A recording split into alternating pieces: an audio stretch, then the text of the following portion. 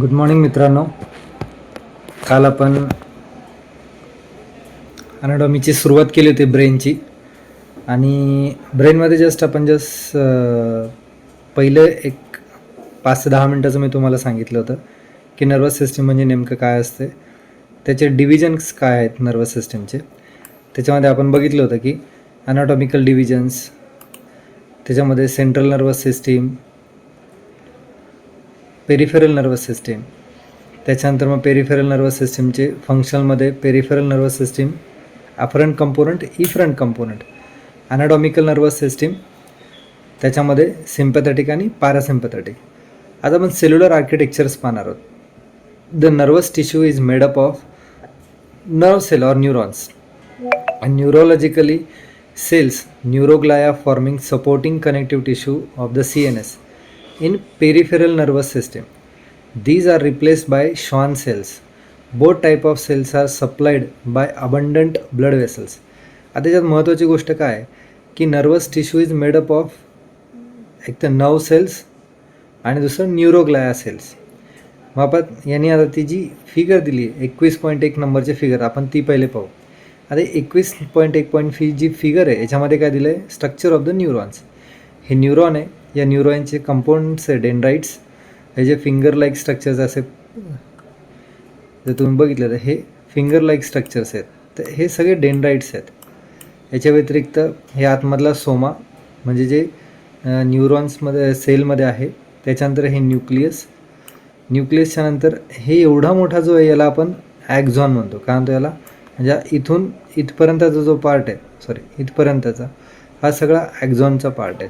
आणि हे टर्मिनल ॲक्झॉन्स आहेत, काही वेळेस छोटा असतो, काही वेळेस मोठा असतो. So this is a structure of the neuron. मग आपल्याला हे न्यूरॉनचं स्ट्रक्चर्स माहिती असलं पाहिजे.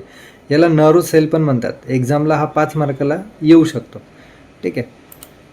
त्याच्यानंतर न्यूरोग्लाया सेल्स. न्यूरोग्लाया सेल्स काय असतात, they are the supporting cells to the nerve cells, forming the supporting connective tissue of the CNS म्हणजे central nervous system. In peripheral nervous system these are replaced by the Schwann cells. म्हणजे central nervous system ब्रेनमध्ये आणि spinal कॉर्डमध्ये, इथे ज्या वेळेस हे nerve sale आहेत, या नर्व सेलला प्रोटेक्शन करण्यासाठी जे सेल्स आहेत ते आहे न्यूरोग्लाया. पण पेरिफेरल नर्वस सिस्टीममध्ये नर्वच्या बाजूला जे सेल असतात जे प्रोटेक्ट करतात ते असतात श्वान सेल्स. सो हा MCQ येऊ शकतो की सेंट्रल नर्वस सिस्टीममध्ये प्रोटेक्टिव्ह सेल्स कोणते आहेत किंवा न्यूरोग्लाया कुठे असते, central nervous system, peripheral nervous system, किंवा श्वान सेल्स कुठे असतात, पेरिफेरल नर्वस सिस्टीममध्ये असतात की सेंट्रल नर्वस सिस्टीममध्ये असतात. So both type of cells are supplied by the abundant blood vessels. दोघांनाही अबंडंट ब्लड वेसल्स असतात. आपण यातलं न्यूरॉन पाहू आज. Neuron, each neuron is made up of following parts. आता कोणते कोणते आहेत, cell body, cell processes, 2 varieties जे आपण पुढे पाहणार आहोत. सो बेसिकली काय आहे की हे जे प्रत्येक न्यूरॉन आहे हा सेल बॉडीनी बनला आहे.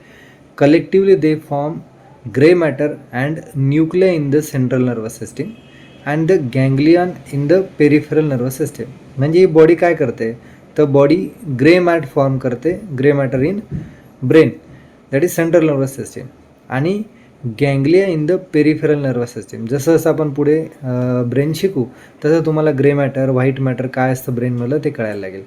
किंवा एक आपण सिम्पल इमेज बघू याच्यामध्ये, ज्याच्यामध्ये आपल्याला ते कळेल की कुठे ग्रे मॅटर आहे, कुठे व्हाईट मॅटर आहे. एखादी ब्रेनची इमेज याच्यात क्लिअर नाही. सेरेब्रोस्पायनल फ्लुइड,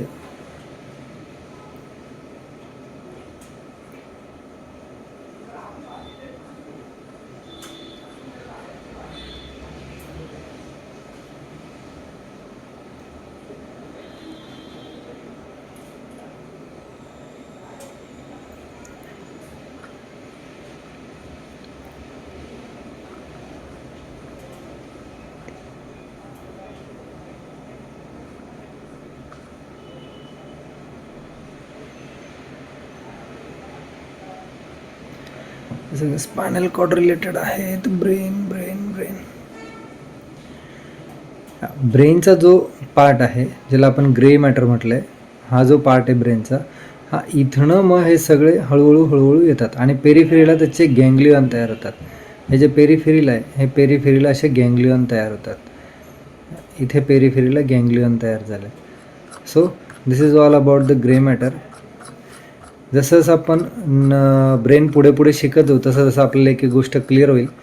याच्यामध्ये सगळ्यात महत्त्वाची गोष्ट जी होती ती grey matter. The axon is single cell process आहेत. आता या सेल प्रोसेसेस कोणत्या आपण जस्ट बघितल्या डेंड्राइट्स आणि ॲक्झॉन्स.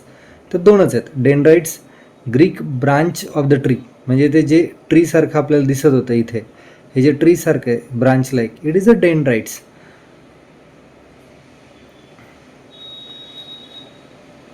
A branch of the tree are many short, richly branch and often vericose. Vericose म्हणजे वेवी शेप असतात. त्यानंतर axon is single elongated process. Collectively the axons form tract, that is white matter in the central nervous system and nerves in the peripheral nervous system. The branches of the axon often arises at right angle and are called as collaterals. म्हणजे आपण आता हे ज्यावेळेस पाहतो हा single elongated आहे आणि इथे किती आहेत, 1 2 3 4 5 6 असे डेंड्राइट्स आहेत. आणि डेंड्राइट्स हे ट्रीसारखे असतात, ब्रांचेससारखे असतात. हा एकच सिंगल असतो आणि याला जे पण ब्रांचेस येतात ते जनरली वर्टिकल किंवा राईट अँगलमध्ये येतात. त्याला कोलॅटरल्स म्हटलेलं आहे. Then functionally each neuron is supplied for the sensitivity and conductivity. The impulses can flow in them with great rapidity. In some cases about 125 meters per second. The neuron shows anatomical polarity in its processes. The impulses flows towards the cell body in the dendrites and away from the cell body in the axons. आता याचं functionally काय सांगितलं की each neuron is specialized for sensitivity and conductivity. म्हणजे प्रत्येक neuron हा कशासाठी महत्त्वाचा आहे तर सेन्सिटिव्हिटी आणि कंडक्टिव्हिटीसाठी महत्त्वाचा आहे. The impulses can flow in them with great rapidity. In some cases म्हणजे काही केसेसमध्ये 125 मीटर पर सेकंडनी जवळपास हे इम्पल्स जातं. The neuron shows dynamic polarity in its processes. The impulses flows towards the cell body in the dendrites and away from the cell body in the axon. म्हणजे जे काही impulses येतात बाहेरून येणार जे इम्पल्सेस थंड गरम जे काही असेल ते या डेंड्राइट्समधनं या सेल बॉडीमध्ये येतं आणि इथून या ॲक्झॉन्समधनं ते ट्रान्सफर होतं आणि ॲक्झॉन्समधनं ते पुढे जायला लागतं. सो म्हणून काय म्हणतात पोलॅरिटी जी आहे ती इकडून इकडे कंडक्शन येतं आहे आणि इथून ते कंडक्शन बाहेर जातं आहे, ॲक्झॉनमधनं ते बाहेर जातं आहे. आता क्लासिफिकेशन ऑफ द न्यूरॉन्स. न्यूरॉनचं क्लासिफिकेशन कसं आहे according to the number of their processes. आता त्याच्या प्रोसेसेसचे जे नंबर्स आहेत त्या नंबर्सवरती हे सगळं न्यूरॉनचं क्लासिफिकेशन होतं. मग मल्टीपोलार न्यूरॉन म्हणजे ज्याला मल्टिपल पोल्स आहेत. आता इथे काय दिलं according to the number of their processes into 4 types. Multipolar, bipolar, pseudo unipolar आणि युनिपोलार. आता मल्टीपोलार म्हणजे most of the neuron in the man are multipolar. Example all motor and internuncial neurons. आता 21.1 नंबरची जी figure आहे आपण याच्यात बघू. हा जो आहे मल्टीपोलार आहे, ही एक बॉडी आहे आणि ह्या बॉडीला इकडे बेसल डेंड्राइट्स आहेत, पिरॅमिडल सेल्स आहेत, इथे वरती डेंड्राइट्स आहेत, त्यानंतर कोलॅटरल्स आहेत. युजली माणसांमध्ये हा मल्टीपोलार न्यूरॉन्स पाहायला मिळतो. दुसरा आहे bipolar neuron are confined to the first neuron of the retina ganglia of the 8th cranial nerve and olfactory mucus. म्हणजे काही ठिकाणी फक्त 2 याच्यातच आहे. आता हे डोळ्यांमध्ये जनरली तुम्हाला बायपोलर पाहायला भेटतं. डोळ्यांमध्ये म्हणजे इथे एक डेंड्राइट्ससारखं आहे आणि इथे एक आहे आणि हा ॲक्झॉन आहे. इथे डेंड्राइट्स थोडंसं मोठे आहेत आणि ही सोमा म्हणजे बॉडी आहे, सेल बॉडी. आपल्या रेटायनामध्ये काय होतं, रेटायनामध्ये नर्व्ज आहेत, त्या नर्व्जमधनं कंडक्शन येतं, तिथून एक लॉंग डेंड्राइट येते आणि त्याच्यानंतर मग बॉडी बनते आणि मग पुढे कंडक्शन सुरू होतं. Then pseudo unipolar neurons are actually unipolar to begin but become bipolar functionally and are found in dorsal nerve root ganglia and sensory ganglia of the cranial nerve. मग आता सुडो युनिपोलारमध्ये काय की असे वेगवेगळे मोठी लॉंग त्याला दिसते, मोठं डेंड्राइट आहे, सोमा आहे आणि क्रॅनियल ॲक्झॉन्स आहे. हे जनरली क्रॅनियल नर्वमध्ये पाहायला मिळतं. Unipolar neuron are present in the mesencephalic nucleus of the trigeminal nerve and also occur during fetal life. म्हणजे फिटल लाईफमध्ये युनिपोलार असतं आणि हे जनरली ट्रायजेमिनल नर्वच्या न्यूक्लियसमध्ये मेसेनकेफॅलिकमध्ये पाहायला मिळतात. These cells are most common in the lower vertebrates. जे माणसापेक्षा कमी बुद्धिमान लोक आहेत यांच्यामध्ये ते पाहायला मिळतं. ॲनिमल्स आहेत, लोअर वर्टिब्रेट्स आहेत त्याच्यामध्ये.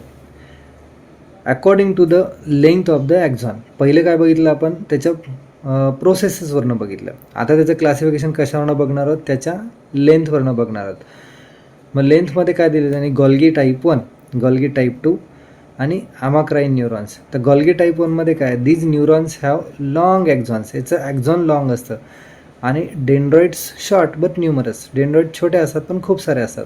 These are seen in the pyramidal cell of the cerebral cortex. जिथे सेरेब्रल कॉर्टेक्स आहेत तिथे हे जनरली आपल्याला पाहायला मिळतं. त्याच्यानंतर पर्किंजी सेल्समध्ये पाहायला मिळतं.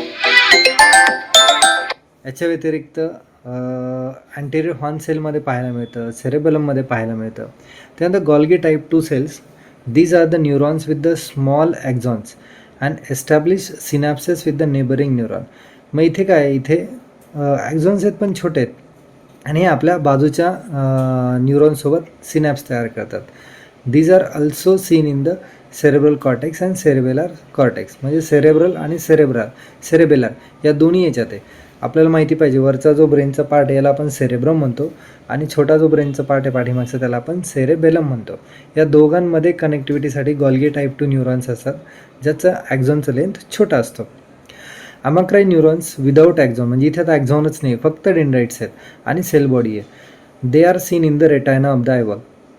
जिथे जास्त कंडक्शन लागतं आपल्या डोळ्यांना त्या रेटायनामध्ये काही ठिकाणी तर फक्त डेंड्राइट्स आणि सेल बॉडी असते, म्हणजे न्यूक्लियस बॉडी असते, नर्व बॉडी असते. The mature neuron is incapable of the dividing.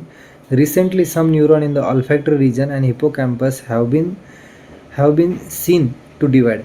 Brain tumors arise chiefly from the neuroglial cell.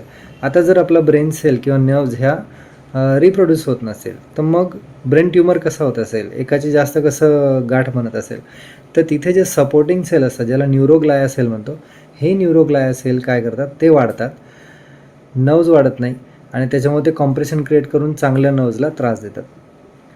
Functional classification काय सांगतं, फंक्शनल क्लासिफिकेशनमध्ये neurons are classified into sensory neuron, autonomic neuron that is parasympathetic आणि sympathetic neuron आणि motor neuron. आता sensory neuron म्हणजे काय, these are 3 types, primary, secondary, tertiary. Sensory या शब्दाचा अर्थ आहे, सेन्सरी म्हणजे जे सेन्सेस घेत आहेत. दिसणं हे सेन्स आहे, ऐकू येणं हे सेन्स आहे, वास येणं हे सेन्स आहे, टच, टेम्परेचर हे एक सेन्स आहे.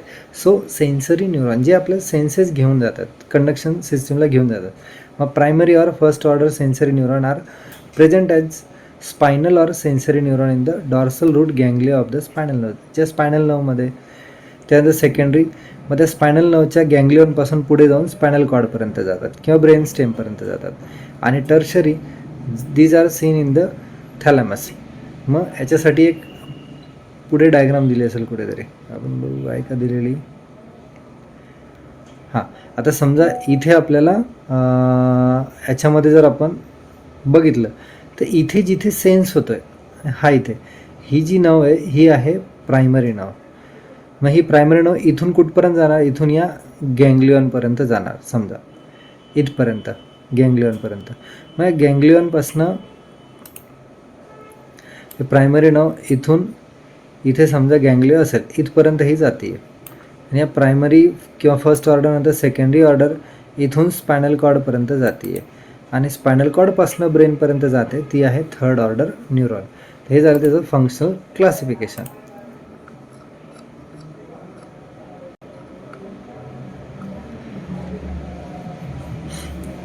त्याच्यानंतर फंक्शनल क्लासिफिकेशन नंतर मध्ये आहे motor neuron.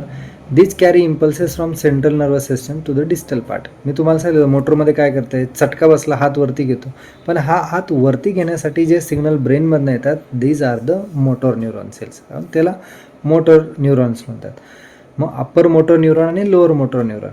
Upper motor neuron कुठून कुठपर्यंत, upper motor neuron are situated in the motor area of the brain. हा ब्रेनमध्येच असतो. These synapses with cranial nerve, nuclei and anterior horn of the spinal cord. मग spinal कॉर्डच्या anterior हॉर्नला आणि cranial नर्वपर्यंत हे यांचं काम करतात. Lower motor neuron are located in the cranial nerves, मग हे क्रॅनियल नर्व्समध्ये असतात. And anterior horn of the spinal cord, these nerve emerges from these nuclear supply to the various skeletal muscle. म्हणजे जसं उलटं जातं आहे, सेन्सरीमध्ये कसं फर्स्ट ऑर्डर म्हणजे या बोटापासनं या स्पायनल कॉर्डपर्यंत फर्स्ट ऑर्डर किंवा गँग्लियापर्यंत फर्स्ट ऑर्डर, त्या गँग्लियापासून स्पायनल कॉर्डपर्यंत सेकंड ऑर्डर, या स्पायनल कॉर्डपासून ब्रेनपर्यंत थर्ड ऑर्डर. आता मोटर न्यूरॉन उलटे येतात. अप्पर मोटर म्हणजे ब्रेनपासनं त्या फर्स्ट ऑर्डरपर्यंत जिथे सिस्टीम हे होती आहे, ज्याच्यामध्ये काय दिलं त्यांनी की क्रॅनियल नर्व्स आणि ज्या अँटेरियर हॉर्न सेल आहे इथपर्यंत ज्या आहेत these are the upper motor neuron. आणि क्रॅनियल नर्वच्या बाहेर किंवा मग त्या हॉर्न सेलच्या नंतर मसल्सपर्यंत जे कंडक्शन जातं आहे that is due to lower motor neuron. मग पॅरासिम्पॅथेटिक नर्वस सिस्टीम आणि न्यूरॉन्स आणि सिम्पॅथेटिक न्यूरॉन्स हे दोघं ऑटोनॉमिकचे पार्ट आहेत. पॅरासिम्पॅथेटिकमध्ये काय दिलं, pre ganglionic neurons are located in the cranial nerves, हे क्रॅनियल नर्व्समध्ये आहेत. 3rd, 7th, 9, 10 and also sacral 2/4 segment of the spinal cord.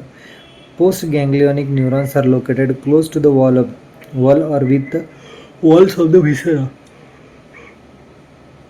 The parasympathetic outflow is called craniosacral outflow. म्हणजे पॅरासिम्पॅथेटिकला craniosacral outflow म्हटलं आहे. सिम्पॅथेटिक न्यूरॉन, म्हणजे sympathetic न्यूरॉनमध्ये autonomic pre ganglionic neuron are located in the lateral horn of the thoracic one to the lumbar 2 segments of the spinal cord. Postganglionic neurons are situated in the ganglia of the sympathetic trunk away from the viscera. The sympathetic outflow is called thoracolumbar outflow. म्हणजे साधं सरळ भाषेमध्ये या parasympathetic या cranial नर्व्समध्ये आहेत, काही सॅक्रल नर्व्समध्ये ह्या विसराच्या वॉलपर्यंत सिग्नल घेऊन जातात आणि ऑटोमॅटिक काम करायला. सिमिलरली त्या विसरापासून वरती जे कंडक्शन घेऊन जातं ते सिम्पॅथेटिक घेऊन जातं, म्हणून त्याला थोरॅकोलंबार असं म्हटलेलं आहे, आउटफ्लो म्हटलेलं आहे. देन अकॉर्डिंग टू शेप्स, मग शेपनुसार आहे stellate neuron, basket neuron, fusiform neuron, pyramidal neuron, हे सगळे त्याचे शेप्स आहेत. बास्केटसारखे, फिजिफॉर्म म्हणजे मल्टिपल फ्यूज झाल्यासारखे, पिरॅमिडल म्हणजे पिरॅमिडसारखं दिसणारे. According to size, macro neuron जे 7 मायक्रॉनपेक्षा मोठे असतात आणि मायक्रो न्यूरॉन जे 7 मायक्रॉनपेक्षा छोटे असतात. सरळ सिम्पल क्लासिफिकेशन. हे सगळं जे आहे हे आहे न्यूरॉनच्या बाबतीत. खूप वेळेस एक्झामला न्यूरॉन 5 मार्काला विचारतात आणि नेमका आपला प्रॉब्लेम होतो की आपल्याला काय लिहावं ते समजत नाही. जर आपण एक्झाम ओरिएंटेड लिहायचं किंवा आपण बुकमध्ये वाचल्यासारखं लिहायचं तर साधं सरळ न्यूरॉन हे सेंट्रल नर्वस सिस्टीमचा एक पार्ट आहे, नर्वस सिस्टीमचा एक पार्ट आहे. मग न्यूरॉनमध्ये बॉडी आहे आणि प्रोसेसेस आहे. बॉडी ग्रे मॅटर तयार करते आणि पेरिफेरल नर्वस सिस्टममध्ये गँग्लिया तयार करते. त्यानंतर सेल प्रोसेसेसमध्ये 2 आहे, डेंड्राइट्स आणि ॲक्झॉन्स. मग फंक्शनल ते काय काम करतात, कंडक्टिव्हिटी वगैरे वगैरे वगैरे. क्लासिफिकेशनमध्ये पहिलं प्रोसेसेसनुसार क्लासिफिकेशन आहे, मल्टीपोलार, बायपोलार, सुडो युनिपोलार आणि युनिपोलार. मग आपण त्याच्या इमेजेस बघितल्या, ह्या डायग्राम काढायची, न्यूरॉनमध्ये ही एक डायग्राम काढायची. त्याच्यानंतर अकॉर्डिंग टू लेंथ जे गॉल्गी टाईप 1, गॉल्गी टाईप 2, त्याच्यानंतर अमॅक्राईन न्यूरॉन, हे सगळे त्याचे टाईप्स आहेत according to length.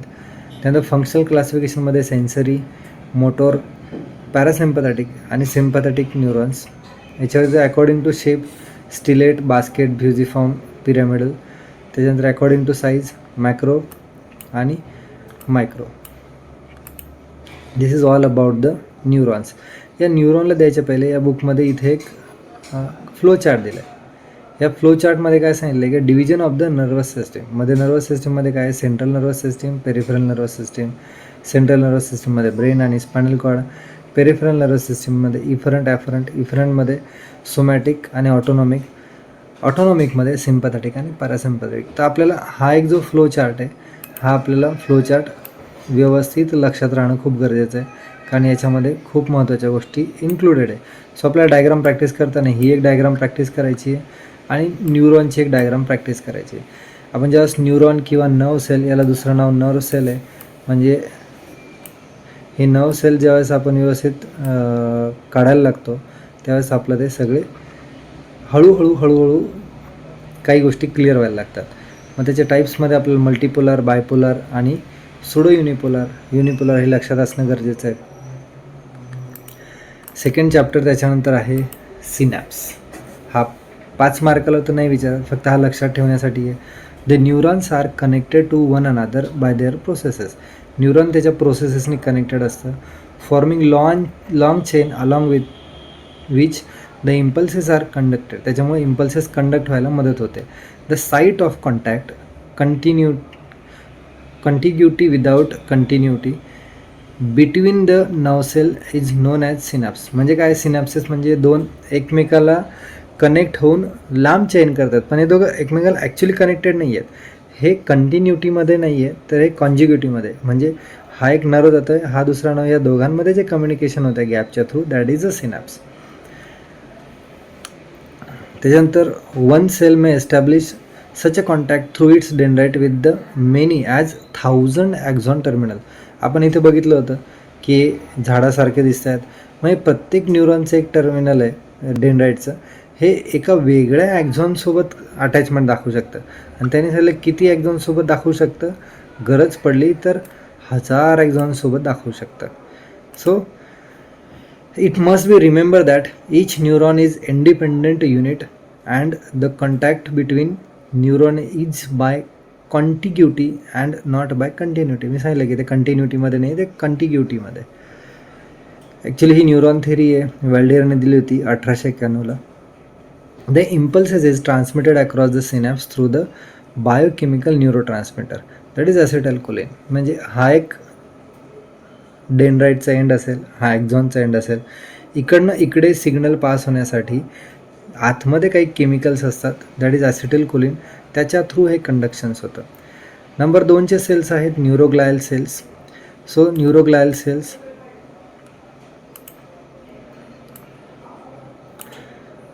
Cells various type of neuroglial cell. आता नर्व ग्लू याला म्हटलेलं, काय म्हटलेलं, नर्व ग्लू म्हटले ग्रीकमध्ये. मग दीज आर फॉलोज. त्याच्यामध्ये दिले की ॲस्ट्रोसाइट, 2 नंबरला दिले आहेत ऑलिगोडेंड्रोसाइट्स, आणि त्याच्यानंतर मायक्रोग्लाया आणि इपिंडायमल सेल्स. असे 4 प्रकारचे न्यूरोग्लायल सेल असतात, आपल्याला लक्षात असणं गरजेचं आहे. आणि याला ग्लाया हा शब्द कुठून आला की नर्व ग्लू, 2 नर्वला चिटकून ठेवणारं जे आहेत, it acts like a glue. Astrocyte याच्या नावातच आहे. ॲस्ट्रोसाइट्स म्हणजे ॲस्ट्रोसाइटसारखं दिसणारं, with nutrition to the nervous tissue are star shape. कशा प्रकारचं आहे, स्टार शेप आहे. These form blood brain barrier. हा तुम्हाला MCQज येतो खूपच. MCQजमध्ये काय विचारलं जातं की which of the following neuroglial cell is forming blood brain barrier. मग आपल्याला ते लक्षात असलं पाहिजे कोणतं आहे, तो आहे astrocyte. These are the 2 types, that is त्याचे 2 प्रकार आहे, protoplasmic and fibrous. Astrocytes are absent in the pineal gland and posterior pituitary. हा MCQजला आपल्या मध्ये कधी विचारला नाही, पण हा MCQसाठी एक लक्षात ठेवा की हा फक्त पिनियल ग्लँड आणि पोस्टेरियर पिट्युटरीमध्ये नसतो, बाकी सगळीकडे असतो.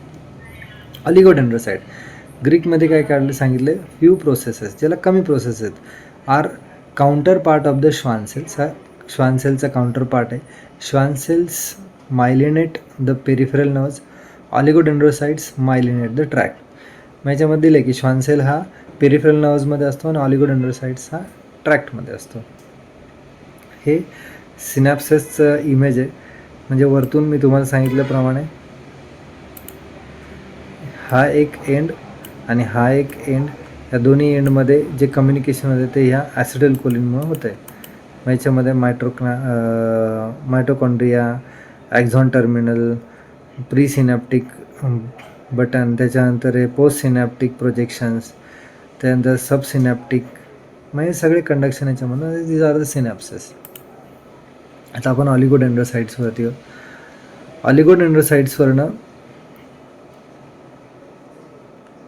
मायक्रोग्लाया सेल्स. मायक्रोग्लाया म्हणजे स्मॉल ग्लू, एकदम छोट्या छोट्या असतात.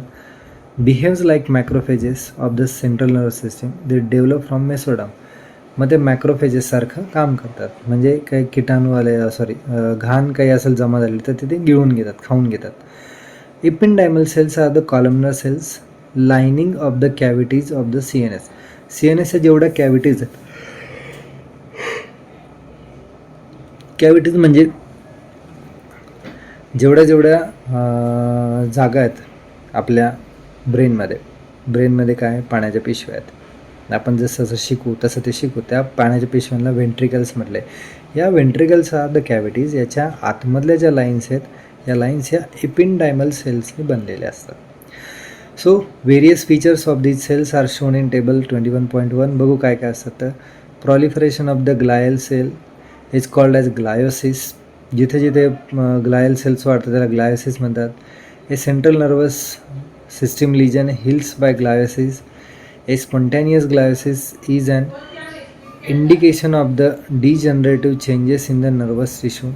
Since the glial cells are capable of the dividing, they can form the central nervous system tumour. आणि जे काही ट्यूमर्स तयार होतात हे सगळे ट्यूमर्स कशाने तयार होतात, ह्या ग्लायल सेलने तयार होतात. So this is a chart. हा चार्ट लक्षात ठेवा. न्यूरोग्लायल सेल्स याच्यामध्ये हे प्रोटोप्लाझमिक ॲस्ट्रोसाइटचे 2 प्रकार, त्याच्यानंतर फायब्रस ॲस्ट्रोसाइट, ऑलिगोडेंड्रोसाइट्स, त्याच्यानंतर मायक्रोग्लाया. मग सेल साईज याचे लार्ज आहे, याचे मीडियम, याचे स्मॉल आहे. मायक्रोग्लायाचं आपण बघितलं की स्मॉल ग्लू लाईक आहे. शेप ऑफ द न्यूक्लियस इथे ओवल आहे, इथे पण ओवल आहे, इथे स्मॉल आहे, इथे स्मॉल आहे. त्याच्यानंतर प्रोसेसेस सायटोप्लाझमिक इथे खूप सारे आहेत, मेनी आहे. इथे पण खूप जास्त आहेत, इथे कमी आहेत आणि इथे भरपूरच कमी आहेत. सायटोप्लाझम ग्रॅन्युलर आहे, फिब्रिलर आहे, इथे सायटोप्लाझमच नाही आहे. हे दोन्ही ग्रे मॅटर, हा प्रोटोप्लाझमिक ग्रे मॅटरमध्ये असतो, हे सगळे व्हाईट मॅटरमध्ये असतं. ब्लड ब्रेन बॅरियर फक्त प्रोटोप्लाझमिकमुळे होतो, बाकी व्हाईटमुळं याच्यामुळं पण होतो, मायलिनेशन आणि phagocytosis. So these all about the things.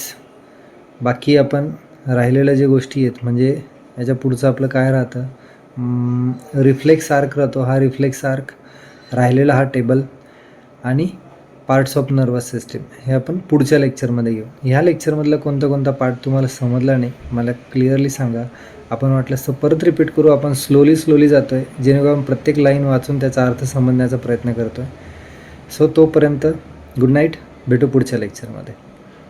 Thank you.